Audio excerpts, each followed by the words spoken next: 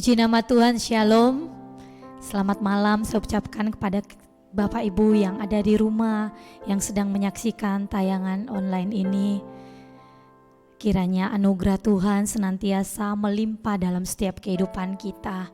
Kita bersyukur kalau malam hari ini kita boleh bersama-sama datang di hadirat Tuhan. Sekalipun mungkin ibadah kita hanya lewat online, tapi saya percaya hadirat Tuhan itu tidak bisa dibatasi oleh apapun. Dimanapun Bapak Ibu berada saat ini, Bapak Ibu akan tetap bisa menikmati hadirat Tuhan. Mari saya mengundang setiap kita mau satukan hati kita mau datang kepada Tuhan, kita mau berdoa. Haleluya Yesus Tuhan. Bapa yang baik, Bapa yang kami sembah di dalam nama Tuhan Yesus, kembali kami datang di hadirat-Mu Tuhan dengan ucapan syukur karena Tuhan begitu baik bagi setiap kami. Kami bersyukur Tuhan kalau kami masih ada sampai hari ini, kami masih bisa menikmati hadirat Tuhan, kami masih bisa datang bersekutu dengan Engkau Tuhan lewat ibadah kami. Kami bersyukur Tuhan untuk kesempatan yang Tuhan berikan bagi kami. Biarlah semuanya yang kami lakukan, semua yang kami persembahkan itu hanya untuk kemuliaan nama Tuhan. Bahwa kami masuk dalam hadirat-Mu Tuhan malam hari ini, bahwa kami menikmati hadirat-Mu lewat persekutuan yang indah Tuhan. Terima kasih Bapa, terima kasih. Urapi setiap kami Bapa yang mengambil bagian untuk melayani Engkau. Biarlah pengurapan khusus turun bagi setiap kami, bahkan setiap umat-Mu yang ada di rumah, yang sedang menyaksikan tayangan ini. Tuhan juga urapi mereka, berikan telinga seorang murid, hati seorang hamba Tuhan, hati yang siap dibentuk oleh kebenaran firman Tuhan yang akan kami dengar. Terima kasih Bapa, terima kasih. Biarlah kuasa Tuhan bekerja malam hari ini, biarlah kuasa-Mu mengalir Tuhan memenuhi setiap kami, sehingga ketika kuasa Tuhan itu bekerja dalam kehidupan kami, kami percaya kami yang lemah akan dikuatkan, kami yang sakit akan disembuhkan Tuhan. Terima kasih Bapa, terima kasih untuk kekuatan yang Tuhan berikan bagi kami. Kami mau masuk dalam hadirat Tuhan, kami mau menikmati hadirat Tuhan, karena kami percaya di dalam hadirat Tuhan ada sukacita, di dalam hadirat Tuhan ada kemenangan. Dan kami percaya kami adalah orang-orang yang lebih daripada pemenang. Terima kasih Tuhan, terima kasih. Di dalam nama Tuhan Yesus kami buka ibadah kami malam hari ini. Haleluya, amin. Haleluya Yesus Tuhan. Bahwa kami menyembah-Mu Tuhan, bahwa kami bersekutu dengan Engkau Bapa. Oh, terima kasih Tuhan. Kami percaya saat kami menyembah Engkau, kami akan merasakan, kami akan menikmati hadirat-Mu Tuhan. Haleluya Yesus. Haleluya Yesus. Yesus Tuhan.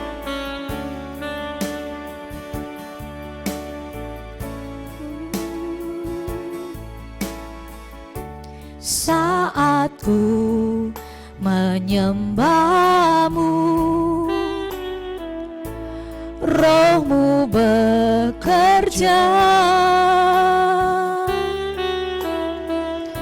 Saat ku memuji-Mu, Kau bertata di atas pujian. Saat ku menyembah, saat ku menyembah-Mu, Roh-Mu bekerja. Saat ku memuji-Mu, Kau bertata di atas pujian. Ku angkat hatiku, ku pandang kekudusan-Mu. Saat ku sembah, ku puji-Mu, ku rasakan kehadiran-Mu Tuhan. Ku angkat hati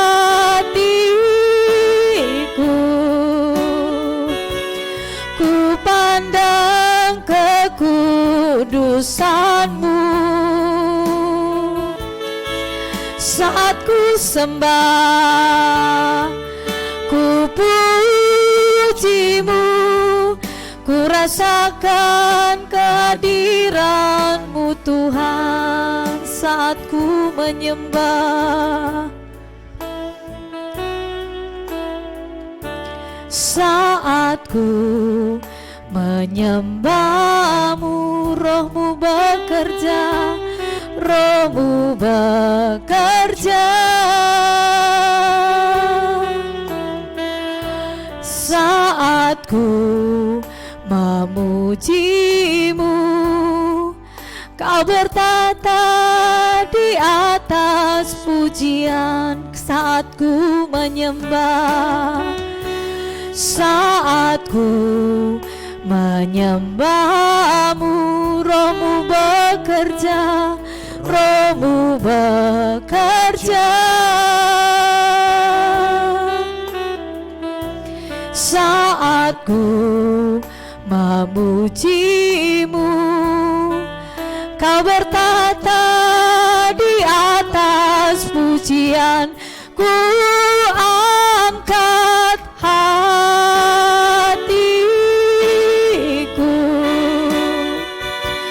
ku pandang kekudusan-Mu saat ku sembah, saat ku sembah, ku puji-Mu, ku rasakan kehadiran-Mu Tuhan. Ku angkat hatiku, ku pandang kekudusan-Mu saat ku sembah, ku puji-Mu, ku rasakan kehadiran-Mu Tuhan. Ku angkat hatiku, ku pandang kekudusan-Mu saat ku sembah, ku puji-Mu, ku rasakan kehadiran-Mu Tuhan. Ku angkat hatiku, ku pandang kekudusan-Mu, kekudusan-Mu saat ku sembah, saat ku sembah, ku puji-Mu, ku rasakan kehadiran-Mu Tuhan. Ku rasakan kehadiran-Mu Tuhan, ku rasakan, ku rasakan kehadiran-Mu Tuhan.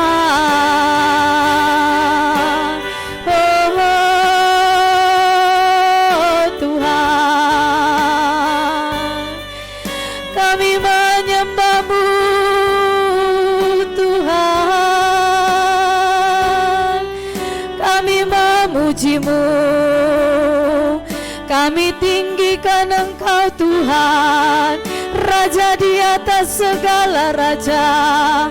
Haleluya Tuhan Yesus, kami memuji-Mu, kami menyembah-Mu Tuhan. Haleluya, haleluya Tuhan. Oh, oh, oh, oh, oh. Yesus, kami menyembah-Mu Tuhan, kami memuji nama-Mu, kami tinggikan Engkau Yesus Tuhan, Yesus Rajaku.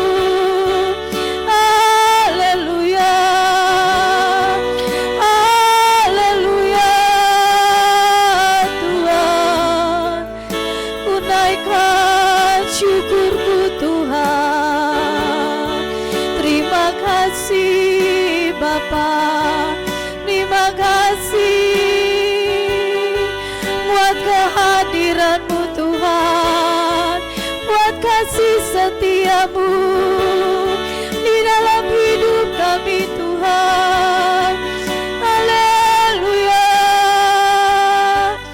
haleluya. Oh, oh, oh.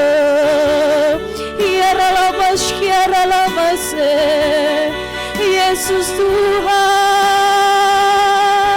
Yesus Rajaku, kami sembah Engkau Tuhan, kami muliakan Engkau di atas segalanya Tuhan. Oh, oh, oh. Terima kasih Tuhan, sebab Engkau yang layak terima pujian, Engkau yang layak ditinggikan. Haleluya, haleluya. Yesusku, terima kasih Tuhan. Yaralabash kiaralabalabalabalaba, kuralabash yandaralabalabalabalaba, yaralabalabalabalaba, kuralabash yandadadadadadadadadadada, yaralabalabalabalaba. Biarlah setiap pujian hanya bagi-Mu Tuhan, biarlah Engkau yang layak kami tinggikan, biarlah Engkau yang layak menerima setiap pujian kami. Oh, terima kasih Tuhan. Kami percaya Engkau bertata di atas pujian kami Tuhan. Biarlah kuasa-Mu mengalir memenuhi setiap kami. Roh-Mu bekerja Tuhan malam hari ini.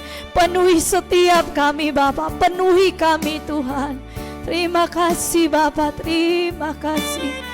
Oh, haleluya. Yesus Tuhan, Yesus Tuhan, terima kasih.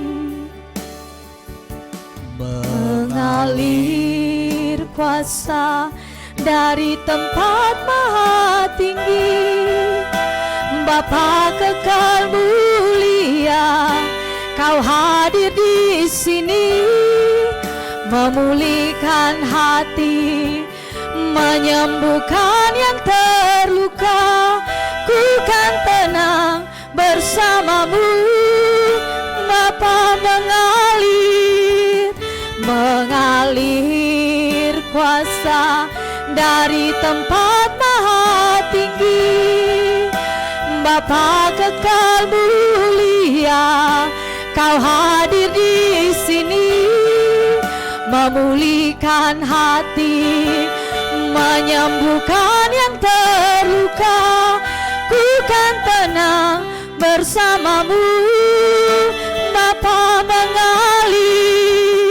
Mengalir kuasa dari tempat maha tinggi, Bapa kekal mulia, Kau hadir di sini, memulihkan hati, menyembuhkan yang terluka.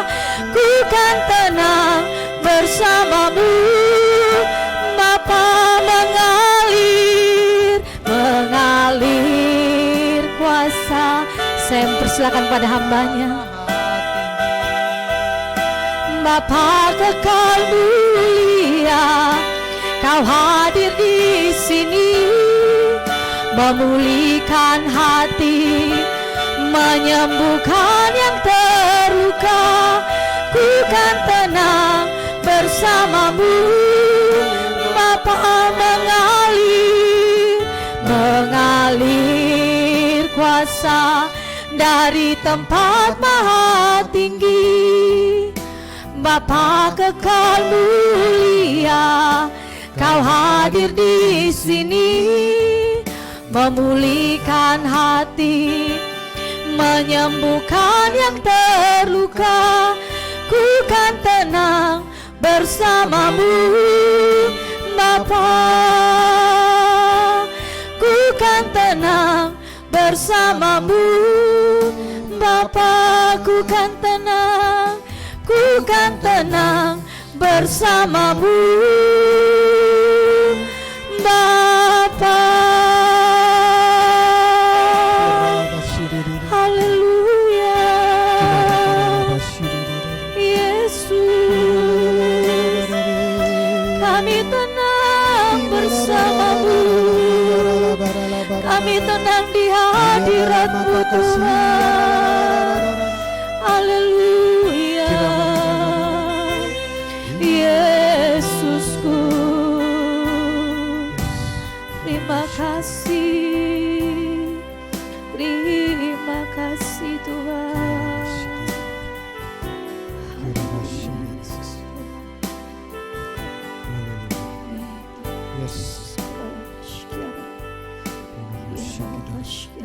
Terima kasih ya Tuhan. Benar ya Bapa, kami tenang hanya di dalam Engkau ya Bapa. Karena di dalam Engkau hanya ada kedamaian bagi setiap kami ya Tuhan. Kami siapkan hati kami ya Tuhan, untuk oleh kami boleh belajar kebenaran firman Tuhan pada petang hari ini ya Bapa. Urapi setiap kami ya Bapa, baik hamba-Mu maupun mereka yang melihat siaran ini secara online dimanapun ya Bapa. Kau mengurapi setiap kami ya Tuhan. Kami mau siapkan hati kami ya Bapa, hanya di dalam nama Tuhan Yesus Kristus. Kami sudah berdoa mengucap syukur. Mari siap katakan sama-sama amin. Shalom Bapak Ibu, senang sekali bisa berjumpa kembali pada hari ini. Ini sudah tanggal 15 Desember, jadi dalam hitungan 2 minggu atau berapa hari lagi kita akan menutup perjalanan hidup kita di tahun 2022 ini. Di bulan Desember ini biasanya ada 2 momen yang ditunggu-tunggu oleh banyak orang. Satu momen yaitu momen Natal, Christmas season. Jadi momen di mana kita memperingati kelahiran Juru Selamat Yesus Kristus. Itu yang biasanya ditunggu-tunggu oleh semua umat Nasrani. Kemudian momen yang kedua adalah momen pergantian tahun atau New Year Eve, tahun baru ya. Dan momen ini lebih lagi ditunggu oleh hampir seluruh umat manusia di muka bumi ini. Jadi mereka menganggap suatu hal yang perlu diselebrasi, suatu hal yang perlu dirayakan untuk memperingati pergantian tahun ini. Saya nggak akan membahas mengenai tema Natal karena itu mungkin banyak sudah dibahas oleh hamba-hamba Tuhan, tapi saya coba akan membahas mengenai momen pergantian tahun ini, momen tahun baru biasanya. Nah, biasanya di momen-momen tahun baru ini sering mungkin sebagian atau tidak tahu banyak juga yang membuat suatu resolusi yang kita harapkan akan terjadi di tahun berikutnya, di tahun 2023. Saya masih ingat pada waktu 2021 Desember lalu saya juga sempat buat resolusi untuk tahun 2022. Jadi kita berharap sesuatu yang lebih baik di tahun yang baru. Nah, kalau Bapak Ibu lihat dalam setiap perjalanan hidup kita, setiap kita mengakhiri 1 tahun dalam perjalanan hidup kita, itu sadar nggak sadar itu sama loh dengan satu bab dalam sebuah kitab, dalam sebuah buku cerita gitu. Jadi ibaratnya perjalanan hidup kita ini seperti cerita.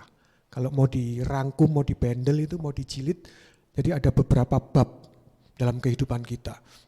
Dan sebentar lagi kita akan menutup tahun ini, 2022 ini, jadi kita akan menyelesaikan 1 bab lagi dalam kehidupan kita. 1 cerita lagi. Nah, saya masih ingat pada waktu saya masih SD waktu itu, saya suka baca buku novel. Buku novel ini yang ngarang orang sastrawan Inggris, Enid Blyton namanya.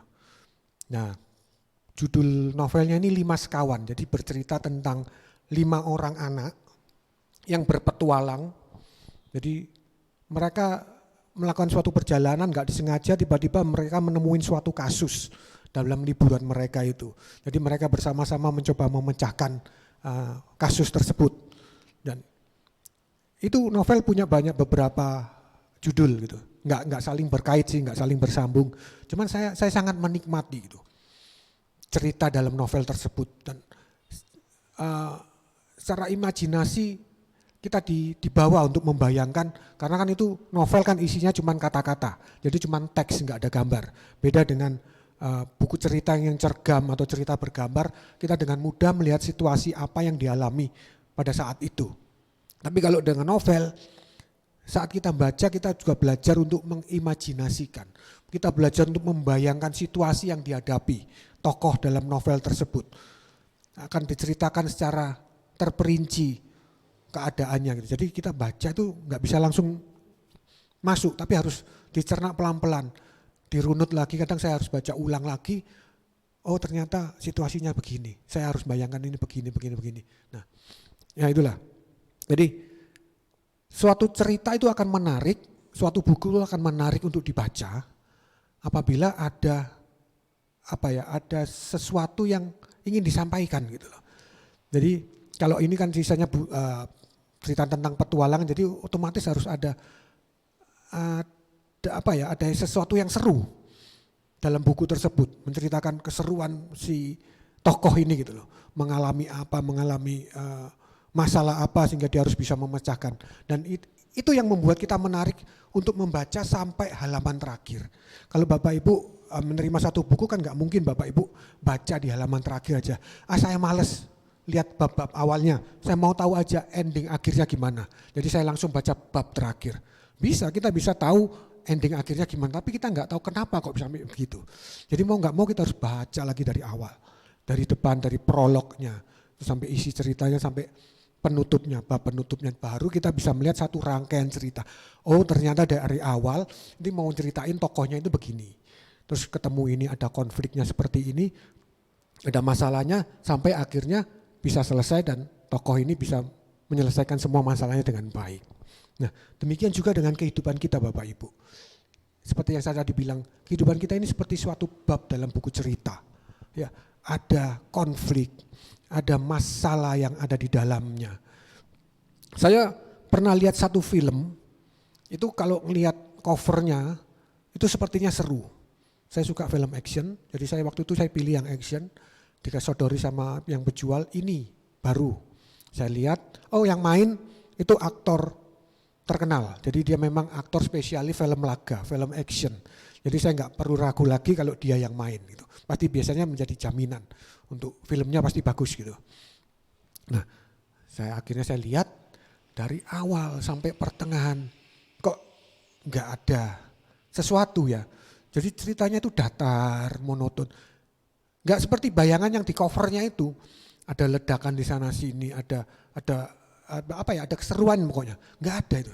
Sampai menjelang akhir cerita, terus ternyata cuman si tokoh ini ke rumah seseorang, tiba-tiba ketemu orangnya terus ditembak dor, selesai ceritanya.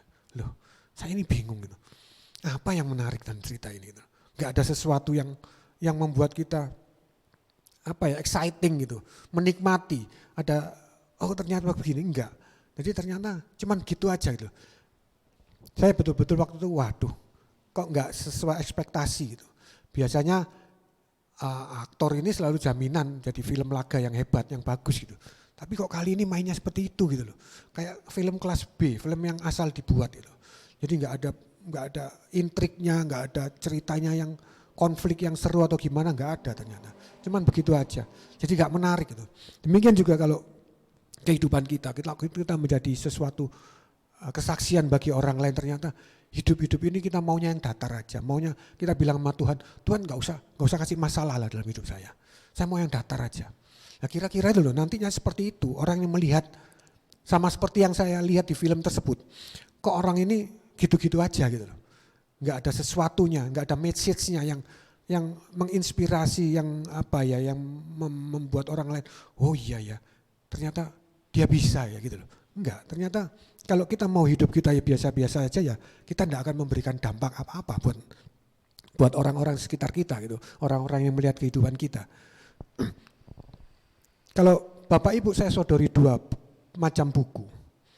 Ada 2 buku misalnya ya. Satu buku itu bercerita tentang, sama-sama ceritanya ini kisahnya tentang kehidupan anak Tuhan lah. Satu buku itu bercerita tentang si A yang dilahirkan dari keluarga yang rohani lah, anggap keluarga Kristen. yang berkecukupan. Dari kecil dia selalu tercukupi. Beranjak usia, apa yang dia mau selalu tersedia. Bahkan mungkin dia punya 3 atau 4 asisten rumah tangga yang siap melayani dia. Jadi dia mau apa dia tinggal bilang. Dia mau nyuruh apa ada orang yang ngerjain. Nah, jadi semuanya udah beres. Dia mau apa ada. Singkat cerita dia sekolah mendapatkan sekolah yang terbaik. Lingkungan sekolah yang terbaik dengan fasilitas yang baik. Dia pergi, dia antar jemput, dia punya lingkungan teman yang baik juga gitu. Enak pokoknya. Kemudian dia beranjak dewasa, mulailah dia masuk ke dalam dunia kerja.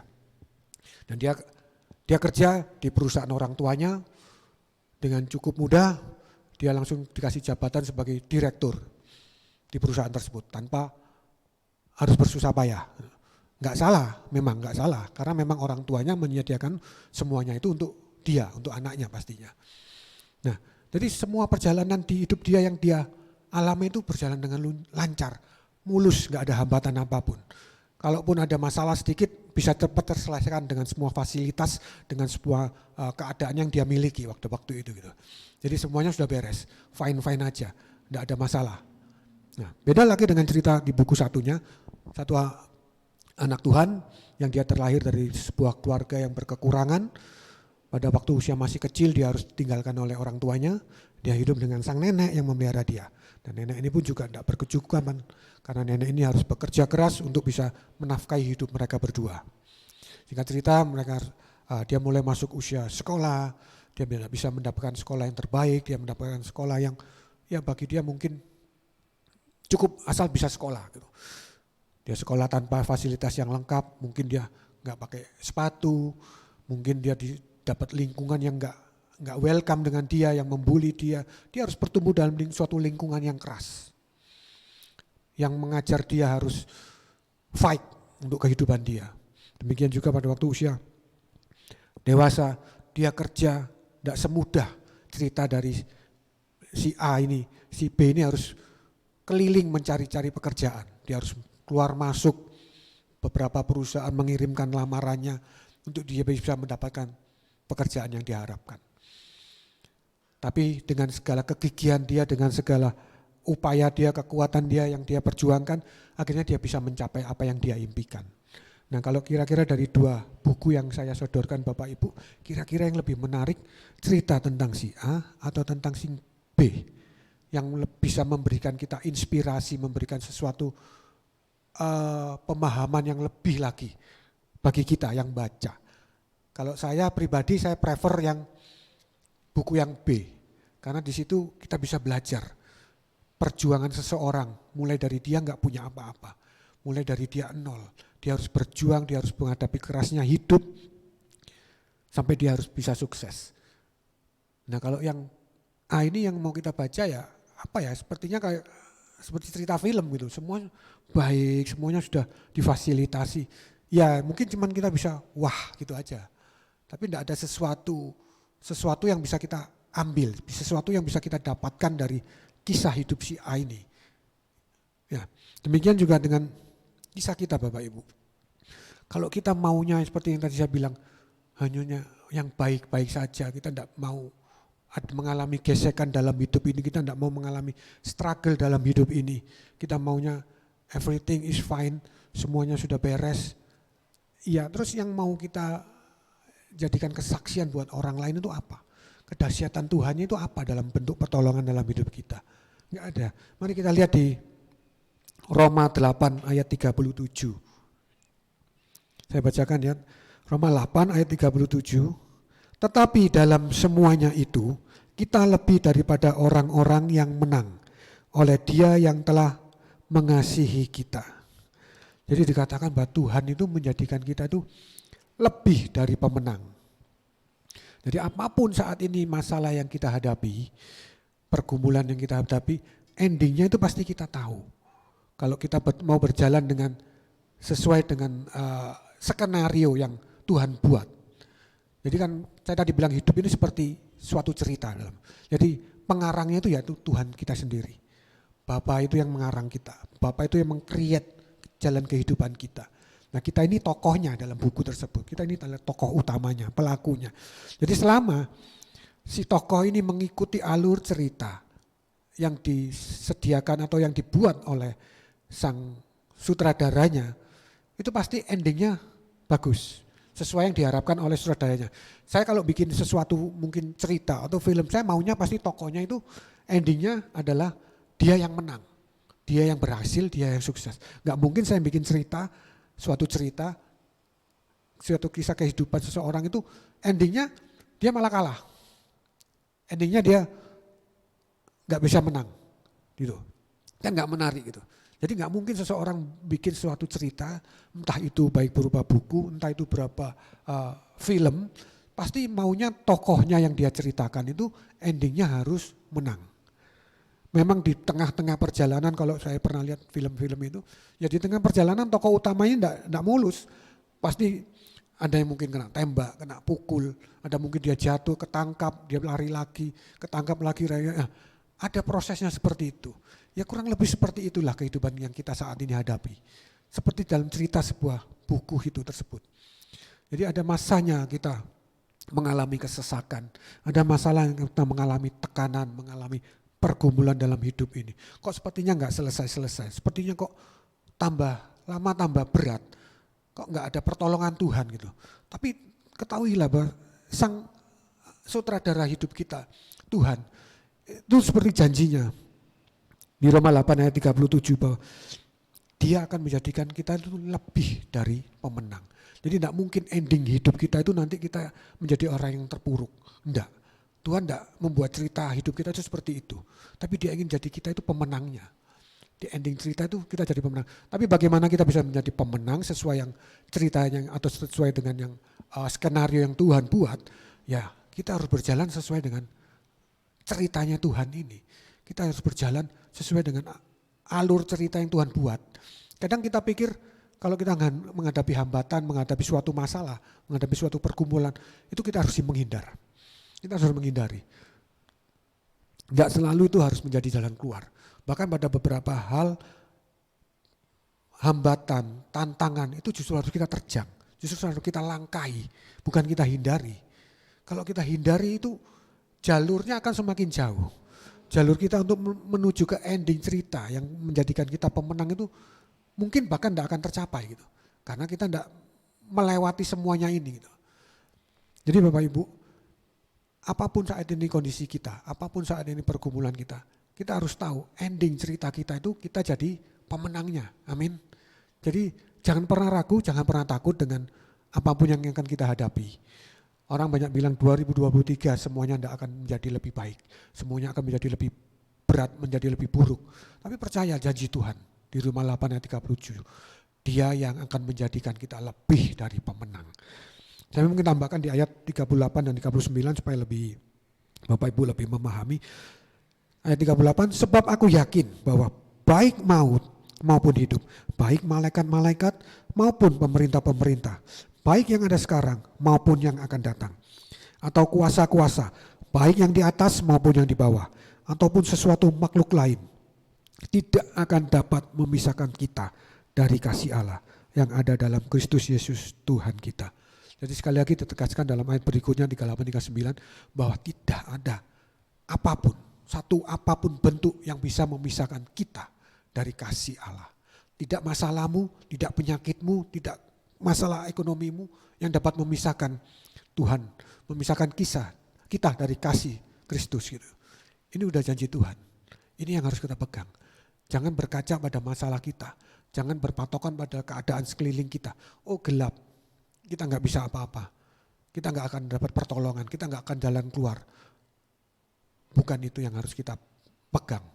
Tapi yang harus kita pegang adalah janji Tuhan bahwa tidak ada satupun yang dapat memisahkan kita dari kasih Kristus. Mungkin saya akan bagikan satu sharing. Ini cerita sharing dari seorang penyanyi rohani. Saya sharingkan, saya sebutkan namanya nggak apa-apa karena memang dia udah sharingkan ini di YouTube dia pada waktu dia pelayanan. Jadi nama penyanyi ini Edward Chen. Ya. Jadi dia cerita tentang anaknya yang sakit pada waktu itu, yang yang katanya hampir meninggal dan sempat dibawa berobat ke Singapura, terus karena biaya habis dia bawa pulang lagi. Nah kemudian anak ini sakit lagi, nah dia mau bawa anak ini berobat. Nah mereka suami istri berunding, mereka putuskan akan dibawa ke Malaysia aja. Jadi mereka nggak bawa ke Singapura karena biaya pengobatan di Singapura jauh lebih mahal. Jadi mereka setelah hitung-hitung dengan biayanya, mereka pilih akhirnya dibawa berobat ke Malaysia. Nah, mereka berangkat rencana pengobatannya hari Senin. Kemudian mereka rencananya berangkat hari Sabtu supaya mereka bisa rest dulu hari Minggu, terus Seninnya baru diambil tindakan pengobatan. Nah, si Edward ini dia minta tolong pada saudara istrinya, berarti pada iparnya. Karena dia waktu itu mau mesen tiket, dia pakai kartu kreditnya nggak bisa, decline terus, ditolak terus. Padahal dia bilang saldonya ada kok, saya nggak ada tunggakan apa-apa, tapi ditolak terus gitu loh. Nah, kemudian minta bantuan sama si ipar untuk membelikan tiket, ya sama iparnya dibeliin, dipesanin tiket, kemudian di print. Nah, yang jadi masalah dia tuh kaget pada waktu dia menerima print out dari tiket ini. Print out tiket ini ternyata tujuannya Surabaya, Singapura. Jadi nggak seperti yang dia mau Surabaya, Malaysia, tapi dia harus ke Singapura dulu. Waduh, pada waktu itu dia juga sempat jengkel atau gimana loh. Kenapa harus ke Singapura gitu loh, kan nanti akan biayanya kosnya lebih gede lagi. Karena harus transit Singapura dulu, nanti kemudian harus naik bus atau naik pesawat lagi ke Malaysia lagi. Ya tapi karena udah dibeliin ya akhirnya dia berangkat lah. Dengan mungkin dengan sedikit agak kecewa atau gimana dia berangkat. Sampai di Singapura hari Sabtu itu mereka masuk hotel, mereka istirahat, terus karena masih ada besoknya masih ada hari Minggu. Nah dia itu ingat dulu waktu dia pelayanan di Singapura dia pernah ketemu sama hamba Tuhan, dia bilang next time kalau kamu ke Singapura lagi kabari saya, kamu bisa pelayanan tempat saya. Nah karena dia nggak ada kesibukan lain, makanya dia coba hubungi lagi si hamba Tuhan ini yang di Singapura. Dikatakan bahwa dia sekarang sudah ada di Singapura dan bisa nggak melayani. Oh si hamba Tuhan ini welcome. Oh silakan besok Minggu pagi bisa melayani tempat saya. Dan singkat cerita Minggu pagi dia pun melayani di gereja hamba Tuhan tersebut. Setelah pelayanan seperti biasa ada ramah tamah, kemudian dia diajak keluar makan. Nah sebelum berangkat keluar makan itu tiba-tiba ada salah satu pekerja di gereja tersebut ngampirin si Edward ini dan dia nyerahin satu buah amplop ke Edward. Nah si Edward tanya, loh ini dari siapa? Nah si pekerja ini bilang, oh ini ada titipan dari seorang jemaat, tapi jemaatnya nggak ada sekarang, dia lagi keluar negeri, lagi ke New Zealand atau Australia gitu, pokoknya nggak ada di tempat itu saat itu. Ya udah diterima, dia nggak ada pikiran apa-apa, dia nggak kurius apa-apa, ya udah diterima. Sampai dia hampir lupa kalau dia udah terima amplop itu. Jadi sampai hotel pun sampai malam, sampai hotel dia nggak buka. Tapi waktu malam dia baru ingat, oh ya ada amplop tadi dari orang. Kemudian dia buka amplop tersebut dan yang bikin dia kaget, amplop tersebut isinya uang dengan sejumlah persis apa yang dia butuhkan untuk pengobatan anaknya. Jadi Bapak Ibu, ini kita bisa lihat ya cara Tuhan. Skenarionya Tuhan itu beda dengan skenario kita. Kalau dari awal kan mungkin si Edward ini pengen, aku langsung ke Malaysia aja. Aku bawa uang sekian cukup untuk pengobatan anakku, jadi aku mau ngirit, aku berangkat Malaysia aja. Kira-kira kalau Tuhan izinkan dia balik ke Malaysia, bisa nggak? Bisa, ya kan? Dia tinggal beli tiket, berangkat udah sesuai schedule dia. Tapi kita lihat betapa indah rancangan Tuhan, rencana Tuhan itu dalam kehidupan dia. Bahwa rencana dia yang mau ke Malaysia, Tuhan belokin ke Singapura dulu. Kita yang ngalamin mungkin di awal kita nggak tahu endingnya. Kita akan grundel, pasti kita akan grundel, respon kita, lo kok nggak sesuai dengan apa yang ku mau. Seringkali kita seperti itu kan. Pada saat rencana Tuhan, rencana kita, planning kita gagal, nggak jadi atau dibelokin, kita grundel sama Tuhan. Kok Tuhan nggak buka jalan? Kok Tuhan nggak tolong saya? Kok Tuhan begini? Kok Tuhan nggak dengar doa saya? Tuhan nggak jawab doa saya? Seperti itu yang seringkali kita lakukan, bukan? Kita maunya planning kita maunya rencana kita yang harus Tuhan genapi gitu. Dalam hidup kita nuntut Tuhan. Kita ngatur Tuhan seperti yang kita mau. Kita menganggap rencana kita itu yang terbaik. Kita menganggap planning kita itu paling pas lah buat kita. Ini jalan keluar yang buat kita gitu. Tapi kalau kita lihat kesaksian tadi, betapa cara Tuhan itu luar biasa. Dia harus dibelokkan dulu ke Singapura. Sampai di Singapura ternyata Tuhan sudah siapkan berkat di sana. Tuhan sudah pakai satu orang di sana untuk menjadi saluran berkat buat Edward. Bisa kebayang enggak kalau misalnya dia langsung ke Malaysia? Ya dia tidak akan terima berkat yang dari Tuhan. Dia tidak akan terima berkat yang Tuhan sediakan dalam hidupnya. Demikian juga hidup kita Bapak Ibu. Mau kita belajar, mau taat, kita mau belajar mengikuti rencana Tuhan. Kita mau belajar mengikuti skenario-nya Tuhan. Apapun itu, sekalipun kita harus melewati lembah gelap. Sekalipun kita melewati padang gurun, lalui, jalani.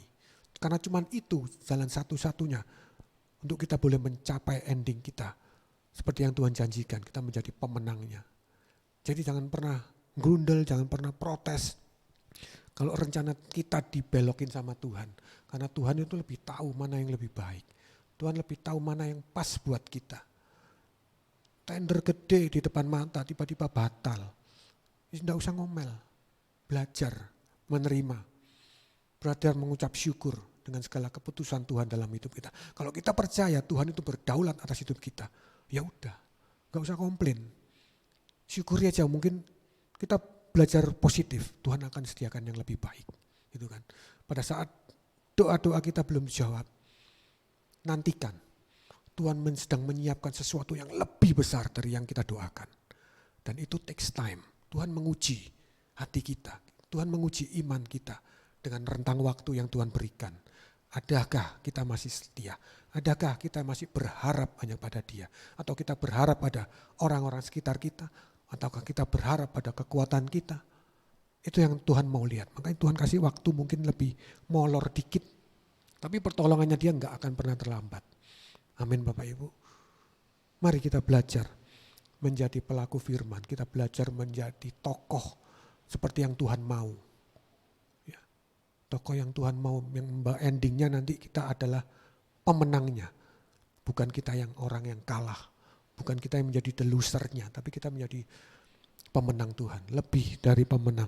Dikatakan dari rancangan Tuhan menjadikan kita lebih dari pemenang.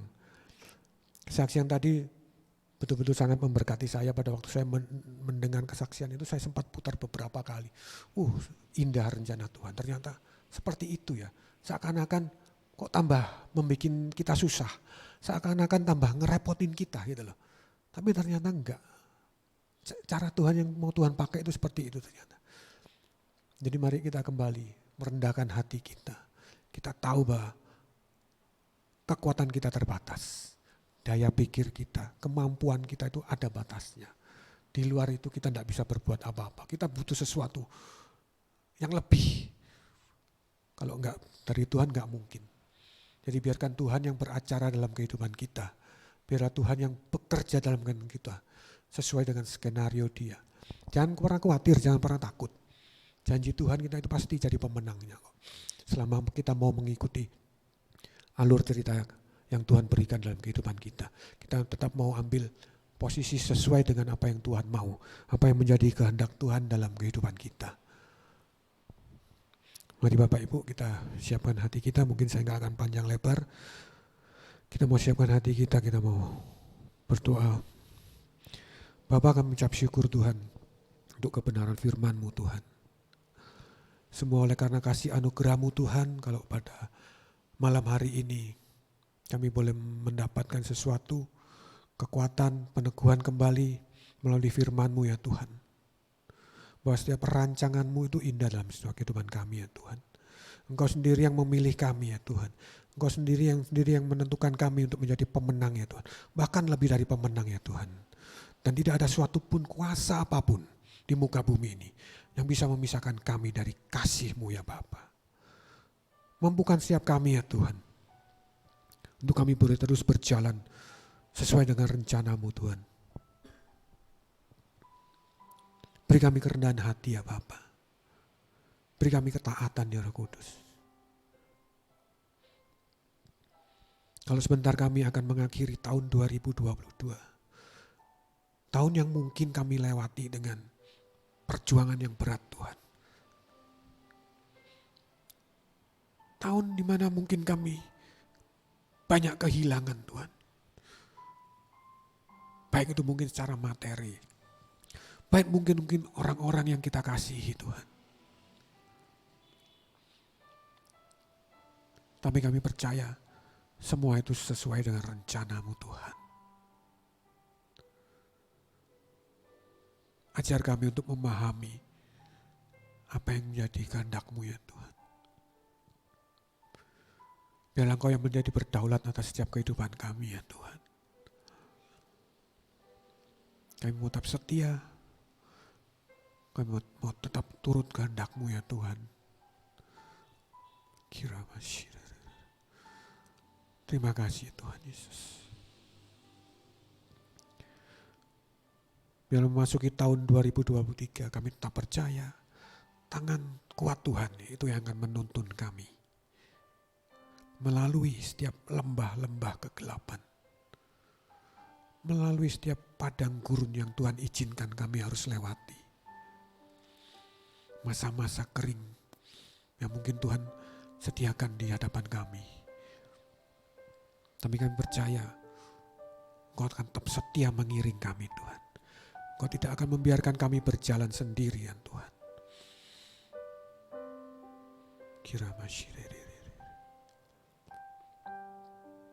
Inilah kami Tuhan Yesus dengan segala keterbatasan kami Tuhan. Biar Roh Kudus memampukan setiap kami ya Tuhan. Untuk berjalan mengiring bersama-Mu. Terima kasih Tuhan Yesus. Mau berdoa juga untuk setiap jemaat, untuk setiap mereka yang menonton siaran ini secara online ya Bapa. Biar Tuhan lawat mereka secara pribadi demi pribadi. Apapun menjadi pergumulan mereka saat ini ya Tuhan. Apapun yang menjadi ketakutan, khawatir mereka Tuhan Yesus. Biarlah Engkau angkat semuanya Tuhan. Berikan damai sejahtera yang daripada-Mu Tuhan. Menyertai setiap mereka ya Bapa. Iman mereka kembali dikuatkan. Bahwa Tuhan itu setia. Tidak ada suatu kuasa apapun yang dapat memisahkan kami dari kasih-Mu Tuhan. Terima kasih ya Bapa. Terima kasih Roh Kudus. Mari jemaat Tuhan kita angkat kedua tangan kita. Kita mau terima berkat dari Allah Bapa, Putra dan Roh Kudus. Kasih penyertaan yang sempurna. Tuhan memberkati rumah tanggamu. Tuhan memberkati keluar masukmu. Tuhan memberkati apapun yang kau kerjakan, dijadikannya berhasil di dalam nama Yesus. Terima kasih Tuhan Yesus. Kami mau sambut berkat-Mu ya Tuhan Yesus. Hanya di dalam nama Tuhan Yesus Kristus kami sudah berdoa mengucap syukur. Haleluya. Amin. Selamat menyambut Natal. Tuhan Yesus memberkati.